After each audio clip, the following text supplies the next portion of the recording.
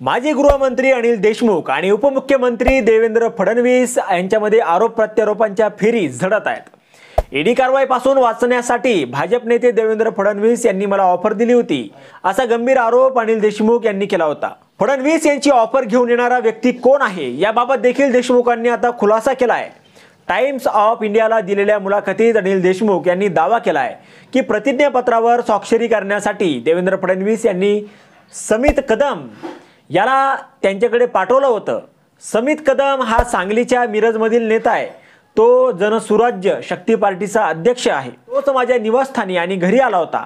फडणवीस यांना तुमच्याशी बोलायचं आहे असं तो म्हणाला होता। टाइम्स ऑफ इंडियाकडून देवेंद्र फडणवीसांना या संदर्भात विचारण्यात आलं होतं। यावेळी त्यांनी SMS माध्यमातून प्रतिक्रिया दिली आहे। ते म्हणालेत की अनिल देशमुख हे खोटं नॅरेटिव्ह तयार करण्याचा प्रयत्न करत आहेत। त्यांना आधी पुरावे देऊ द्या, त्यानंतर मी माझ्याकडे असणारे त्यांचे सर्व क्लिप सार्वजनिक करतो। आता गेल्या काही दिवसांपासून देवेंद्र फडणवीस आणि अनिल देशमुख यांच्यामध्ये चांगलीच जुंपलेली आहे।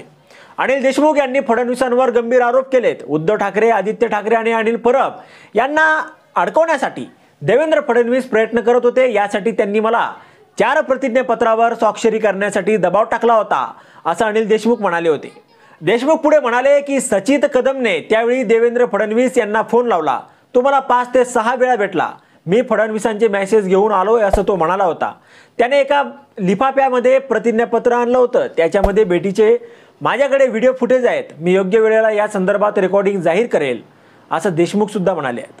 आता यावर तुम्हाला काय वाटतं? तुमचं मत कमेंट बॉक्समध्ये लिहायला विसरू नका। व्हिडिओ आवडला असेल तर जास्तीत जास्त शेअर करा आणि आतापर्यंत राजकीय तडका आपण आपल्या या चॅनलला सबस्क्राईब जर केलेलं नसेल तर चॅनलला सबस्क्राईब करा।